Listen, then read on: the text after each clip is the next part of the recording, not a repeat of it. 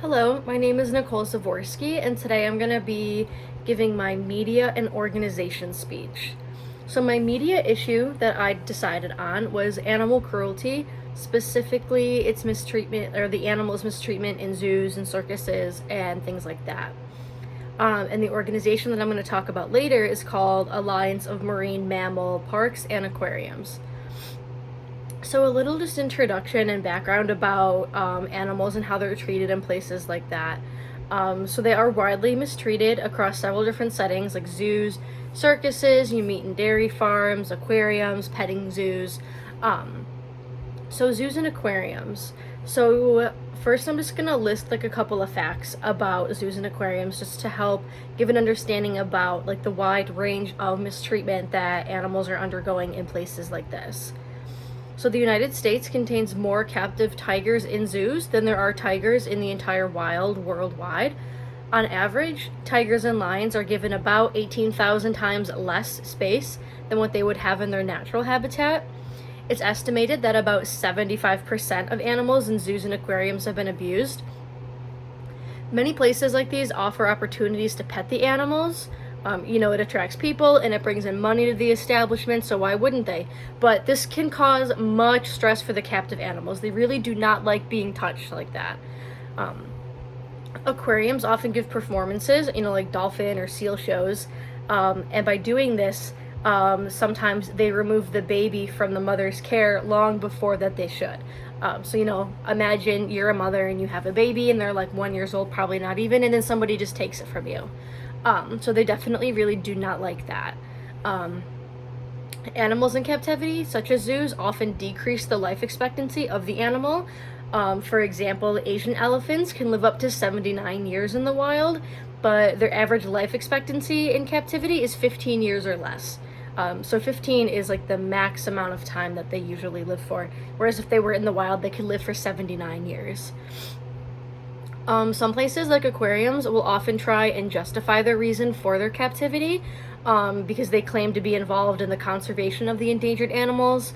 But the main reason that they do this is to keep the animals there for entertainment and to breed them so that there's always replacement animals on hand for, let's say they're having a seal show and maybe their seal dies or it's sick or whatever. Now they have backups to just, start replacing them. Zoos also sometimes cull their surplus animals, so this means that they selectively just get rid of them. And there's many different ways that they can do this. So they can sell them to laboratories, put them in hunting facilities, put them in shows, or even they sell them to people as pets. In some European zoos, the surplus animals are instead just killed regardless of any health status. So even if they have a bunch of healthy animals, if they have too many, then they'll just kill them. Many animals can also suffer from what can be known as zoochosis. So this is when animals engage in repetitive behaviors that serve real no purpose. So this can include like grooming themselves, pacing or swaying, head bobbing or neck twisting. Something that's, I'm pretty sure that we have all seen this before, but really thought nothing of it. Maybe you see the polar bear walking and it's bobbing its head. You think, oh, that's just really cute of them. But that's really just because they have, regressed into this state known as zoochosis, where they just repeat the same behaviors every day. Going more towards circuses, even though that's not entirely what my organization that I'm going to be talking about deals with, but I would like to just address how they're treated in zoos, just to show that it's not just, circus, or not just zoos and aquariums. So circus animals spend approximately 96% of their lives either caged or chained up. Sometimes they also really live in those small little box cars, that if you think of, like Madagascar, the movie, when they're all on that boat and they're living in those little boxes, because that's how they're being transported. That's what circus animals often live most of their lives in. Some major U.S. circuses that use wild animals as entertainment have been cited many times for not meeting minimal requirements for the standard of care that was put in place by the Animal Welfare Act. So there are a lot of organizations that can help rescue animals that are suffering from places and situations like I just mentioned, but one that I would like to address is called the Alliance of Marine Mammal Parks and Aquariums. So some facts about this. So they help animals that need rescuing and need rehabilitation, because most zoos are not equipped to care and treat for an animal that is sick.